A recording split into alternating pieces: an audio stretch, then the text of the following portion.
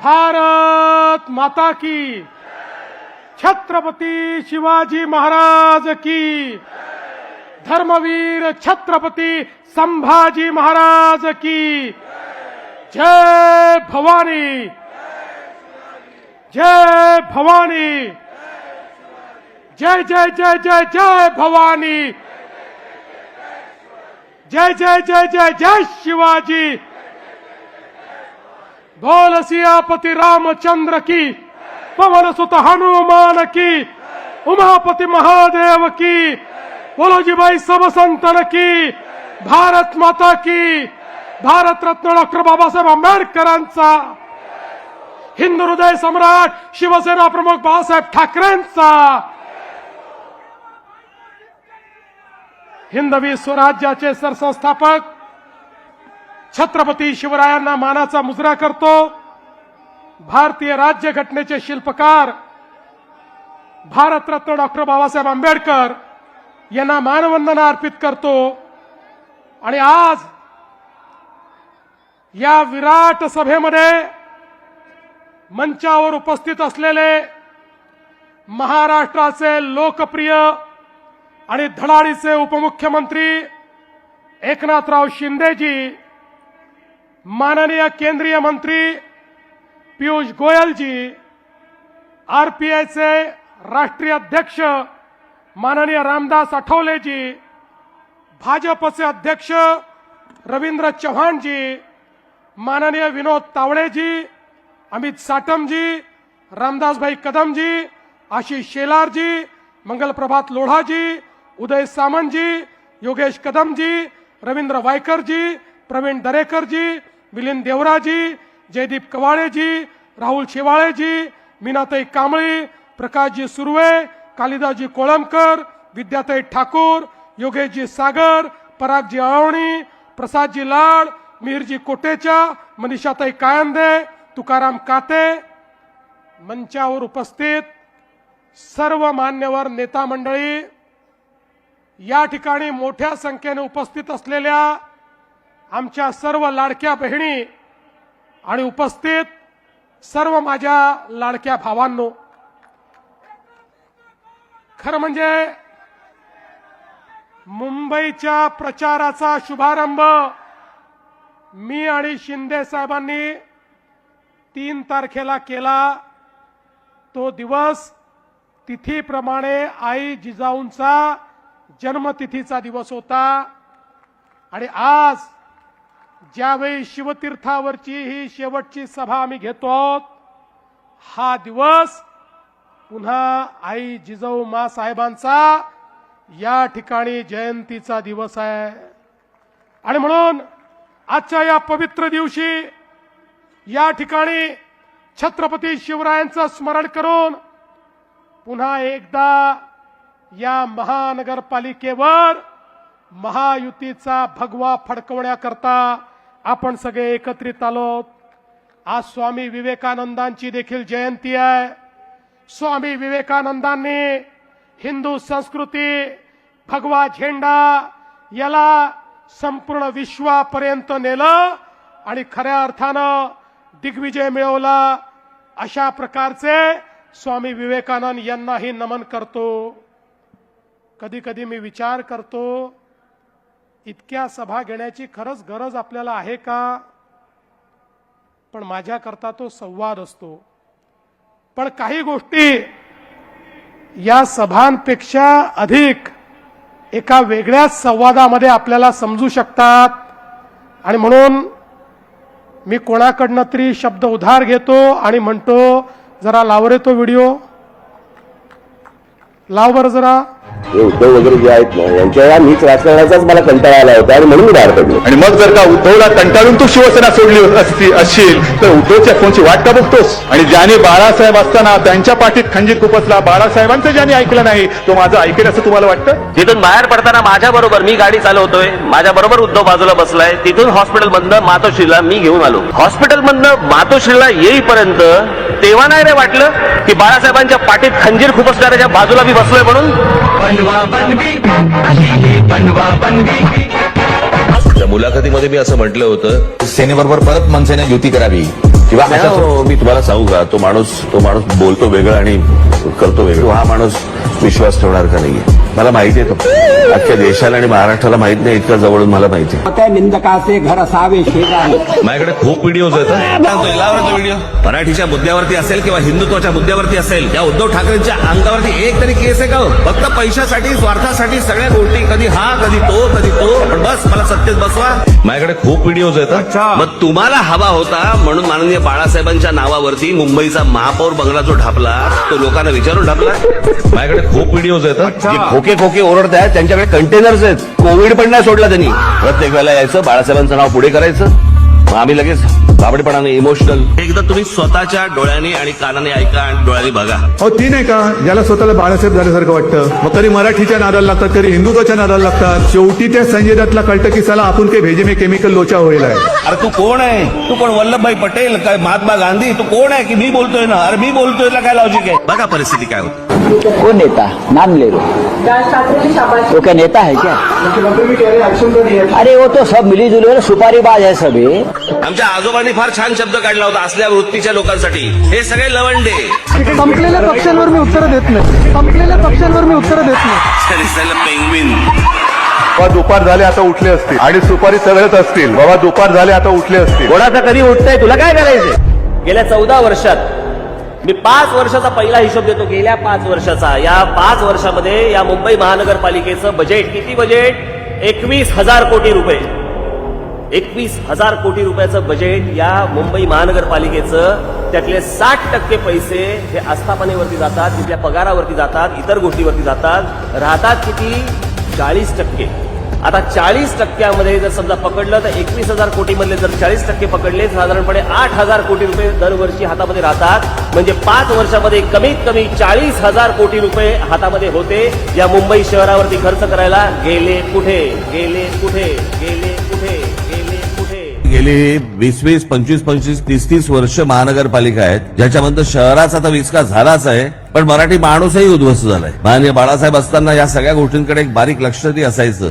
नंतर तर काय बारीक लक्ष फक्त पैशावर. तर आज पण कुठेतरी आणि परवा पण कुठेतरी हेलिकॉप्टर बद्दल उतरताना उद्धव ठाकरेंची बॅग तपासली. निवडणूक आयोगाच्या लोकांना पण कुठे काय तपासायचं हे पण कळत नाही. अहो, ज्याच्या हातात तर आज पण कधी पैसे बाहेर निघाले नाही, त्याच्या बॅगेत काय असणार? फार फार तर हात रुमाल आणि कोमट पाणी. त्यामुळे आता मला सांगा, आपण उत्तर देण्याची गरज आहे? उत्तर त्यांनीच दिलंय. या ठिकाणी काल जी सभा झाली, त्या सभेमध्ये पुन्हा तेच अपील, पुन्हा तीच कारणं, पुन्हा तेच मुद्दे. खरं म्हणजे आत्ताच एकनाथजींनी या ठिकाणी सांगितलं, ही मुंबई कोणाच्या बापाच्या बापाच्या बापाच्या बापाच्या बापाच्या बापाच्या बाप जरी आला तरी महाराष्ट्रापासून तुटू शकत नाही. पण बंधू भगिनींनो, माझा तुम्हाला सवाल आहे, अरे तुम्हाला जर आज मराठी माणूस या ठिकाणी कुठेतरी अडचणीत दिसतोय, मराठी माणसावर खतरा दिसतोय, तर 30 वर्ष तुम्ही काय कंचे खेळत होतात? मला सांगा, काय करत होतात तुम्ही? आणि मग याला जबाबदार कोण आहे? 25-25 वर्ष या महानगरपालिकेमध्ये खुर्च्या तोडण्याचं काम तुम्ही केलं, आणि तरी जर माझा मराठी माणूस या ठिकाणी अडचणीत असेल, अरे चुल्लू भर पानी में डूब मरो, कहा वोट मांगने के लिए यहां आते हो. आणि मला आव्हान देतात, म्हणे आदित्यशी चर्चा करा. ठीक आहे, तुम्हाला पोराला प्रमोट करायचं आहे, पण आदित्यशी चर्चा करा. अरे बाबा, आदित्यशी जर चर्चा करायची असेल तर आमची बाजूची उमेदवार शीतल गंभीर ती देखील याच्याकरता पुरेशी आहे.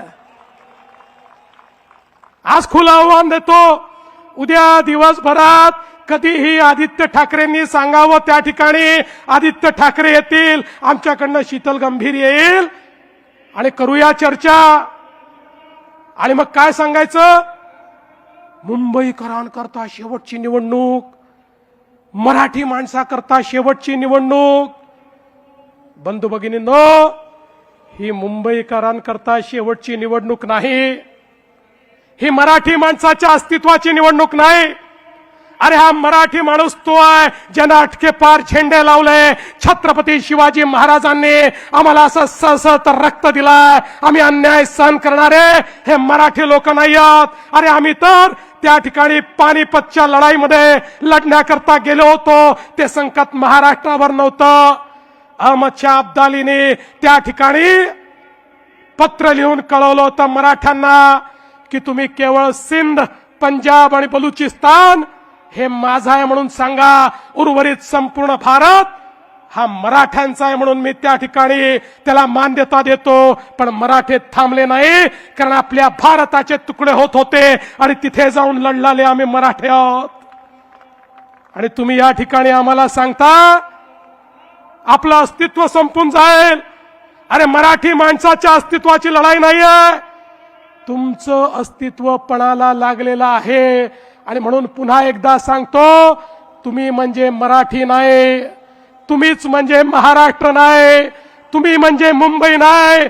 मुंबई म्हणजे ही बसलेली जनता आहे, मराठी म्हणजे ही बसलेली जनता आहे. महाराष्ट्र म्हणजे छत्रपती शिवरायांनी तयार केलेला हा महाराष्ट्र, ज्याला महाराष्ट्र धर्म समजतो तो महाराष्ट्र आहे. त्याच्याकडे कोणी वाकडी नजर करून या ठिकाणी पाहू शकत नाही. पण बंधू भगिनींनो, खऱ्या अर्थानं आपण बघा, या ठिकाणी आता काही लोकांनी काल माझीच नक्कल केली. मला मजा येते कोणी माझी नक्कल केली तर, मला आवडतं, मला काय प्रॉब्लेम नाही आहे. पण त्यांना हे समजायला पाहिजे, अरे नक्कल करता करता काकाच्या पक्षाची काय स्थिती झाली. काकाला किमान चांगली नक्कल करता येते, भाषण करता येतं, तुम्हाला तेही करता येत नाही. तुमची काय अवस्था होईल. आणि म्हणून मला असं वाटतं थोडं मागे वळून बघितलं तर यांच्या लक्षात येईल. अरे काय म्हणाले या ठिकाणी, म्हणाले मराठी करता आम्ही एकत्रित आलो, महाराष्ट्र करता एकत्रित आलो, आणि मग हिंदी सक्ती झाली म्हणून आम्ही एकत्रित आलो. पहिल्यांदा सांगतो, या महायुतीच्या सरकारमध्ये महाराष्ट्रामध्ये फक्त मराठी सक्तीची, फक्त मराठी सक्तीची. आम्ही सांगितलं त्रिभाषा सूत्रामध्ये इतर कुठली भाषा तुम्हाला शिकायची असेल ती शिकण्याची तुम्हाला मुभा आहे, पण सक्तीची मराठी असणार आहे. पण एकदा पुन्हा सांगू इच्छितो, या गजनी लोकांना जे विसरले आहेत, तो गजनी पिक्चर आला होता ना, तसे गजनी आहेत. म्हणून एकदा क्रोनॉलॉजी सांगतो, या राज्यामध्ये हिंदी सक्ती करणारे कोण. खरं म्हणजे या ठिकाणी राज ठाकरेजी तुम्ही पण ऐकून घ्या. 21 सप्टेंबरला उद्धव ठाकरेंनी घोषणा केली, या ठिकाणी नवीन एज्युकेशन पॉलिसीवर, त्रिभाषा सूत्रावर आम्ही समिती तयार करतोय. 16 ऑक्टोबर 2020 ला डॉक्टर माशेलकर समिती तयार झाली. या समितीमध्ये इतर लोकांसोबत उबाठाचे उपनेते, शिवविद्या प्रबोधिनीचे संस्थापक आणि विश्वस्त विजय कदम देखील होते. समितीतल्या 18 पैकी 16 लोक मराठी होते. 14 सप्टेंबर 2021 ला या समितीने तत्कालीन मुख्यमंत्री माननीय उद्धव ठाकरेजींना अहवाल सादर केला. अहवाल घेत असताना भोंगेश्वरी त्या ठिकाणी उपस्थित होते. त्यांनी देखील तो अहवाल बघितला.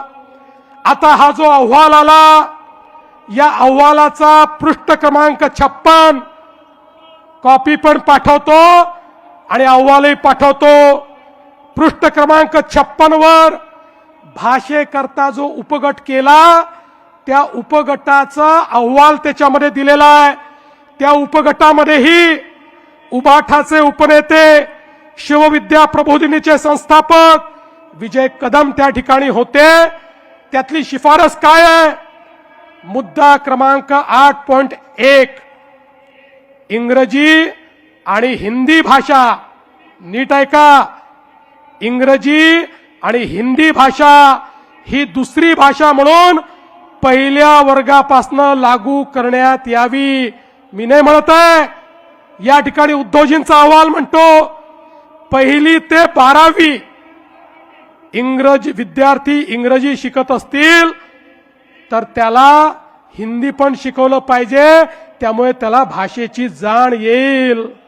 बरं ठीक आहे, कदाचित ते कदम चुकले असतील, तसे कदम चुकत नाहीत फारसे, पण ते चुकले असतील.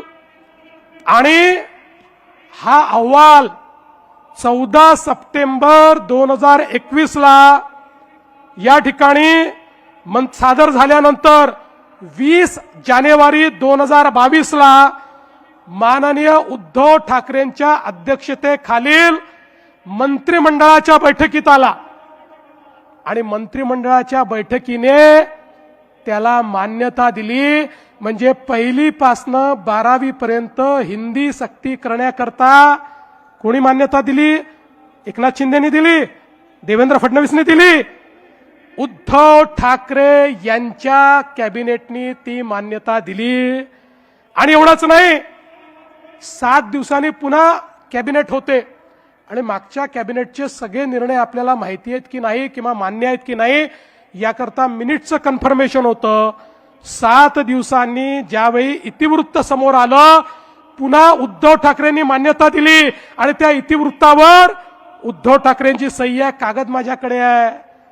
एकीकडे या ठिकाणी आपणच हिंदी सक्ती करायची, नंतर आमचं सरकार आलं, आमच्या सरकारमध्ये आम्ही त्या ठिकाणी त्याला पुढे नेण्याचा प्रयत्न केला. पण मग विषय आला की कुठल्या वर्गापासून 3री भाषा शिकवायची. आम्ही तर सांगितलं हिंदी शिका, हिंदीचं आपल्याकडे सगळं अवेलेबल आहे, पण कोणाला भारतातली कुठली भाषा शिकायची असेल तरी आम्ही ती शिकण्याची परवानगी देऊ. कुठल्या वर्गातनं शिकवायची याची आपण कमिटी तयार केली. बंधू भगिनींनो, यांचे खायचे दात आणि दाखवायचे दात वेगळे आहेत. आता काल काय सांगितलं? म्हणाले नवी मुंबईचं विमानतळ झालं म्हणजे आता मुंबईचं विमानतळ खतऱ्यात आलं. यांना मुंबईचं विमानतळ विकायचं आहे म्हणून हे नवी मुंबईचं विमानतळ यांनी तयार केलं. आता मी राजकारणात पैदाही झालो नव्हतो तेव्हा या नवी मुंबईच्या विमानतळाची संकल्पना पडली. 1988 सालापासनं नव्या मुंबईला एअरपोर्ट करायचं या संदर्भातली संकल्पना झाली. पण ते जाऊ द्या, माझा त्यांना सवाल आहे, तुम्ही मातोश्री 1 वरनं मातोश्री 2 कडे गेलात. का गेला? जागा कमी पडत होती म्हणून? किंवा आमचे राजसाहेब कृष्णकुंजमधनं शिवतीर्थावर गेले, का गेले? जागा कमी पडत होती म्हणून. अरे असंच आमच्या मुंबईच्या एअरपोर्टवर एकच धावपट्टी होती, दुसरी धावपट्टी तिथे तयार करता येत नाही म्हणून 25 वर्ष चाललं होतं नवी मुंबईला एअरपोर्ट करा. इतके अहवाल आले, तुमच्याही काळात अहवाल आला, प्रत्येक अहवालाने सांगितलं मुंबईला जर नवीन एअरपोर्ट दिलं नाही तर मुंबईचा जीडीपी आता थांबलेला आहे, मुंबईची ग्रोथ थांबलेली आहे. अरे मोदीजींच्या नेतृत्वात 5 वर्षामध्ये आम्ही नवीन एअरपोर्ट करून दाखवला. तुझको मिरची लगी तो मैं क्या करू? आणि आता सांगतो 3रा एअरपोर्ट पण करणार आहे. अरे जर लंडनला 3 एअरपोर्ट असू शकतात तर माझ्या मुंबईला 3 एअरपोर्ट का नाही? कदाचित मी इथे 3 एअरपोर्ट केल्यानंतर तुम्हाला इथे लंडन असल्यासारखं वाटेल आणि तुम्ही इथेच थांबाल, म्हणून 3रा एअरपोर्ट देखील या ठिकाणी करणार आहे. आणि छत्रपती शिवाजी महाराज एअरपोर्ट मुंबई याची क्षमता 1.5 पट करणार आहे, त्याची क्षमता वाढवणार आहे. हा निर्णय या ठिकाणी आम्ही घेतलाय. आणि म्हणून बंधू भगिनींनो, खऱ्या अर्थानं या ठिकाणी मुंबईकरांकरता आम्ही मेट्रो केली, मुंबईकरांकरता ईव्ही बसेस आम्ही घेतल्या, मुंबईच्या सबअर्बन रेल्वेला आधुनिक आम्ही त्या ठिकाणी करतोय, गरिबांना घर देतोय, बीडीडी चाळीत राहणाऱ्याला त्या ठिकाणी घर मिळालं, अभ्युदय नगरला घर मिळतंय, पत्रा चाळीत राहणाऱ्या त्या माझ्या मराठी माणसाला तुम्ही त्याचं घर हिरावून घेतलं होतं, त्याला देखील घर देणारे आम्ही आहोत. आणि त्यासोबत या विशाल सह्याद्रीमध्ये आमचे जे लोक राहतात त्यांना घर देणारे आम्ही आहोत. या मुंबईमध्ये प्रत्येकाला घर देण्याचं काम हे आम्ही करतो. पण ज्या धारावीमध्ये घर देण्याचा निर्णय आम्ही घेतला, बंधू भगिनींनो, 2014 साली राजीव गांधी आले, ते म्हणाले धारावीचं रिडेव्हलपमेंट झालं पाहिजे. 30 वर्ष काही झालं नाही. मोदीजींचं सरकार आलं 2014 नंतर, केंद्र सरकारची जागा आम्ही घेतली आणि त्या ठिकाणी धारावीचं रिडेव्हलपमेंट करायचं ठरवलं. पहिलं टेंडर आम्ही दुसऱ्या विकासकाला दिलं होतं. सगळ्या प्रक्रिया पूर्ण केल्या होत्या. त्या प्रक्रिया पूर्ण करून टेंडर गेलं होतं. मग मला सांगा उद्धवजी, तुम्ही मुख्यमंत्री झाल्यावर ते टेंडर का रद्द केलं? तुम्हाला कोणाला टेंडर द्यायचं होतं म्हणून ते रद्द केलं. आता मी विचारू का की तुम्हालाच अडाणींना टेंडर द्यायचं होतं म्हणून तुम्ही ते टेंडर रद्द केलं. आणि म्हणून आम्ही पुन्हा सरकारमध्ये आलो त्यावेळेस लक्षात आलं यांनी अशा अटी शर्ती केल्या होत्या की या धारावीच्या रिडेव्हलपमेंट सोबत मुंबईवर टीडीआरची मोनोपोली झाली असती. आम्ही सांगितलं चालणार नाही. शिंदेजी आणि मी होतो, आम्ही त्या टीडीआरचं कॅपिंग केलं. 90% आपल्या डीएसआरच्या वर, या डीएसआरच्या वर किंमत देता येणार नाही म्हणून सांगितलं. आणि त्या ठिकाणी खऱ्या अर्थानं आम्ही टीडीआर एक्सचेंजची अट टाकली. ऑनलाईन केवळ ट्रेडिंग करावं लागेल हे सांगितलं. आणि धारावीची जागा ही आम्ही कोणाला दिली नाही. धारावीची जागा आम्ही डीआरपीला दिली, डीआरपीला. आणि त्या डीआरपी मध्ये सरकार देखील आहे, विकासक अडाणी आहेत पण त्यात सरकार देखील आहे. आणि त्या ठिकाणी ओपन कॉम्पिटिशन केली, 4 टेंडर आले, त्यातनं आम्ही ज्यांनी सर्वात जास्त फायद्याचा सौदा दिला त्याला ते टेंडर त्या ठिकाणी गेलं. पण बंधू भगिनींनो, खऱ्या अर्थानं या ठिकाणी खोटं बोल पण रेटून बोल ही जी तुमची पद्धत आहे, या पद्धतीचं या ठिकाणी पर्दाफाश करण्याकरता मी आलो आहे.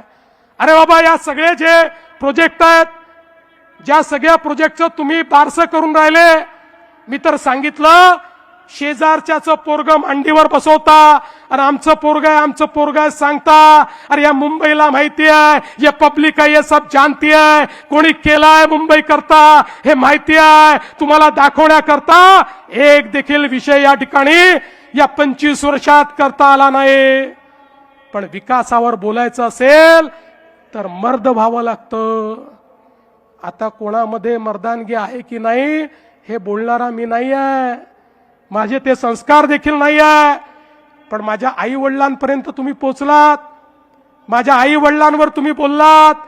अरे शरम वाटली पाहिजे. मला एका गोष्टीचा अभिमान आहे, मी त्या बापाचा पोरगा आहे जो राष्ट्रीय स्वयंसेवक संघाचा प्रचारक होता. मी त्या बापाचा पोरगा आहे ज्या बापानं इमर्जन्सीमध्ये 2 वर्ष जेलमध्ये काढले. मी त्या बापाचा पोरगा आहे ज्याने आपलं जीवन संघर्षात घालवलं, कधी संपत्ती कमवली नाही.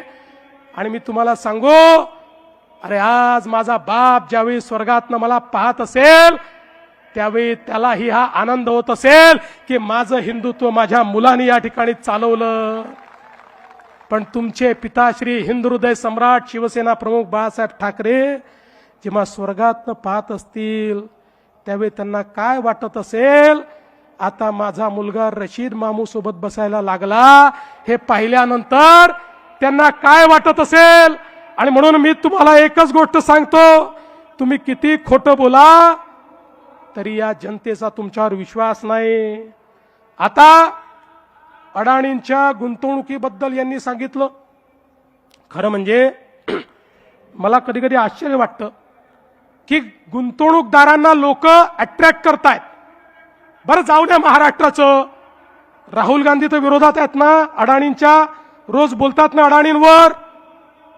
त्यांच्या शासित राज्यांमधली काय स्थिती आहे लावता का रे बाबा फोटो? लावा फोटो. हे कोण आहेत? हे अशोक गहलोत आहेत. राजस्थानमध्ये मुख्यमंत्री असताना अडाणींना बोलवून 66,000 कोटी रुपयाची गुंतवणूक घेतली. दुसरा लावा, दुसऱ्याचा फोटो आला नाही, पण मी सांगून देतो. छत्तीसगड, भूपेश बघेल, हे भूपेश बघेल नाही, ते पुढचे आहेत, थांबा इथे. भूपेश बघेल 55,000 कोटी रुपयाची गुंतवणूक घेतली. हे कर्नाटकचे काँग्रेसचे सिद्धरामय्याजी, हे राजेश अडाणींसोबत या ठिकाणी बसले आहेत. डी.के. शिवकुमार साहेब, त्यांचे उपमुख्यमंत्री तेही बसले आहेत. 25,000 कोटी रुपयाची अडाणींची गुंतवणूक त्या ठिकाणी झाली. चला पुढे झारखंडला जाऊ. आता हे झारखंड मुक्ती मोर्चाचे हेमंत सोरेन, 25,000 कोटी रुपयाची अडाणींची गुंतवणूक त्या ठिकाणी झाली. आता आपल्या दिदींकडे जाऊ. नाही, त्याच्या आधी आपले हे आले. आता कुठले आले आपले? रेवंत रेड्डी, हे आपले तेलंगणाचे. त्यांची किती गुंतवणूक आहे जरा बघू द्या. तेलंगणाची देखील 25,000 कोटी रुपयाची गुंतवणूक या ठिकाणी तेलंगणाची. आपल्या दिदी किती शिव्या रोज देतात मोदीजींना. रोज मोदीजींना शिव्या देणाऱ्या दिदी, रोज भाजपवर बोलणाऱ्या दिदी, यांनी पण अडाणींना बोलवलं. काय सुंदर फोटो आहे बघा. एकमेकाला नमस्कार करून राहिले. जसं तुम्ही बोलून नमस्कार केला तसाच आहे हा. यांनी देखील या ठिकाणी 8,000 कोटीची गुंतवणूक घेतली. केरळ, अरे ज्या ठिकाणी कम्युनिस्ट काँग्रेस, ज्या ठिकाणी भगव्याला शिरू पण देत नाहीत, हे केरळचे मुख्यमंत्री पिनराई विजयन, डाव्यांचं सरकार 13,000 कोटीची गुंतवणूक अडाणीला बोलवून घेतली. ओडिशा, हे माजी मुख्यमंत्री, हे पण भाजपचे नाहीत, एनडीएतही नाहीत, 29,000 कोटी रुपयाची गुंतवणूक घेतली. आंध्र प्रदेशचे जुने मुख्यमंत्री, हेही एनडीएत नाही, यांना आपण पराभूत केलं. जगनमोहन रेड्डीजी 35,000 कोटी रुपयाची गुंतवणूक घेतली. आणि तमिळनाडू, अरे कुठे गेला तमिळनाडूमध्ये त्या ठिकाणी मुख्यमंत्री स्टॅलिन साहेबांनी 15,500 कोटी रुपयाची गुंतवणूक घेतली. आणि आता पंजाबला जाऊया. पंजाबमध्ये देखील या ठिकाणी पंजाबच्या मुख्यमंत्र्यांनी 4,500 कोटी रुपयाची गुंतवणूक या ठिकाणी घेतली. आता मला सांगा, हे सगळे वेडे आहेत? अरे बाबा, आपण कुठल्या जमान्यात आहोत? हा जमाना असा आहे, तुम्ही जर उद्योजकाला नाकारलं, तुम्ही जर गुंतवणूक नाकारली, तर गुंतवणूकदार दुसरीकडे जायला तयार आहे. आणि मग गुंतवणूकदार जर आला नाही, तर या ठिकाणी आमच्या मुलांच्या हाताला काम कसं मिळेल? तुमचं बरं आहे, केवळ भाषणं करायचे आणि मराठी माणसाला काय द्यायचं? नोकऱ्या तर सोडाच, शिव वडापावची गाडी त्या ठिकाणी द्यायची. वडापावच्या व्यतिरिक्त मराठी माणसाकरता तुम्ही स्वप्न पाहिलं नाही. पण आमचं स्वप्न आहे, या मराठी माणसाला उद्योजकही बनवू, त्याला नोकऱ्याही देऊ. एकही मराठी माणूस या ठिकाणी खऱ्या अर्थानं बेरोजगार राहणार नाही. याकरता अडाणी हो किंवा कोणी हो, जो महाराष्ट्रात गुंतवणूक करेल त्याचं आम्ही स्वागत करू. आमचं ठरलंय, कोणालाही गैरफायदा देणार नाही, पण आलेल्या प्रत्येकाचं स्वागत हे या ठिकाणी झालंच पाहिजे. आणि एवढंच नाही, एक सुंदर प्रेझेंटेशन देखील झालं. आणि या प्रेझेंटेशन मध्ये त्यांनी सांगितलं कशी अडाणींची 2014 नंतर नेटवर्थ वाढली मोदींमुळे. आता मी काही अडाणींचा वकील नाही आहे, ते त्याचं उत्तर देतील. पण महत्वाचं हे आहे, अरे वेड्यांनो, 2014 साली हा महाराष्ट्र, हा देश, भारत जगातली 11वी अर्थव्यवस्था होता. आता तो जगातली 3री अर्थव्यवस्था झाला. जगामध्ये एवढी मोठी अर्थव्यवस्था विस्तारित झाल्यानंतर हजारो उद्योजक या ठिकाणी तयार झाले. आणि जे उद्योजक या ठिकाणी होते त्या सगळ्यांनी प्रचंड मोठा विस्तार केला.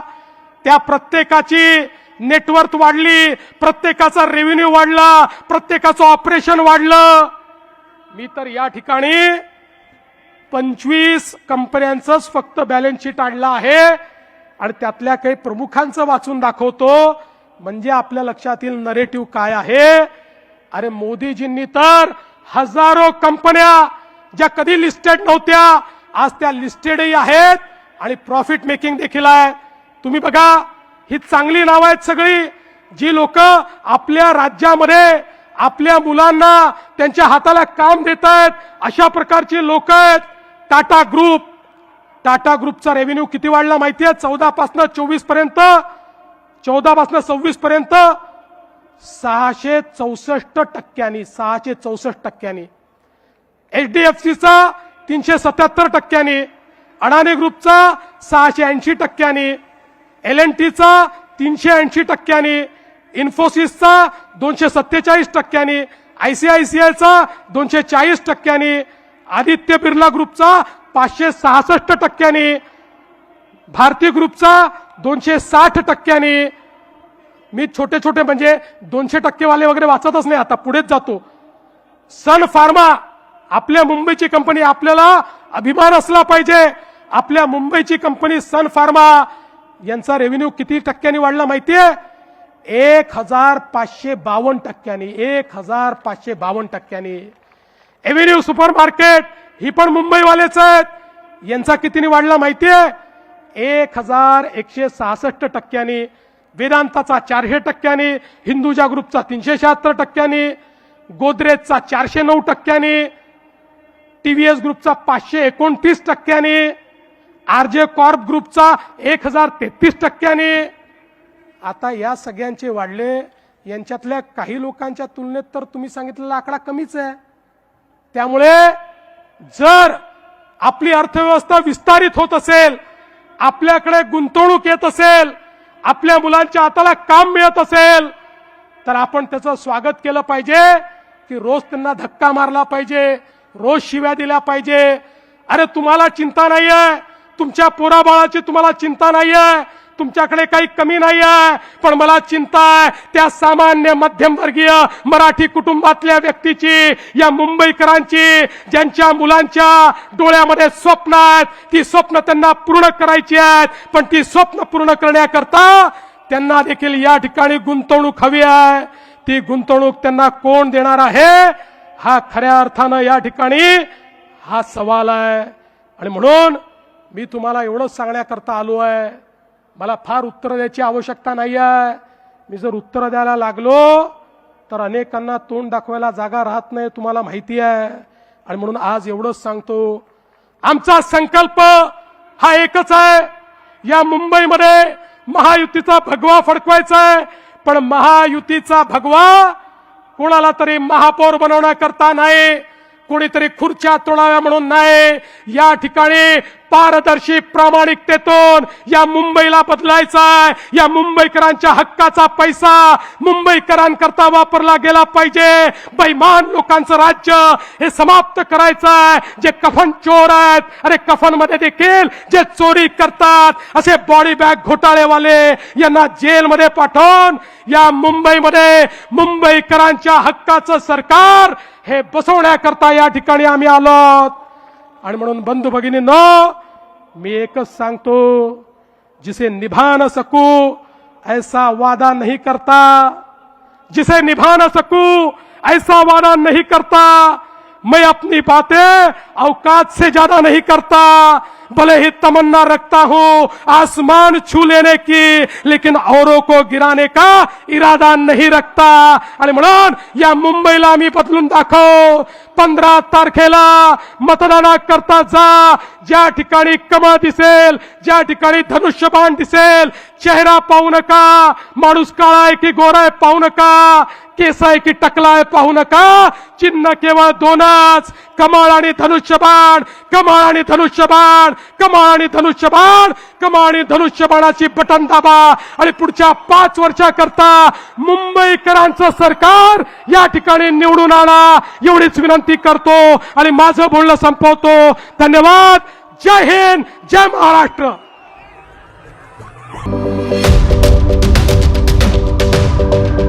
यूट्यूबवर सुद्धा रायगड टाइम्स सर्च करा आणि पहा रायगडच्या कानाकोपऱ्यातील प्रत्येक बित्तम बातमी.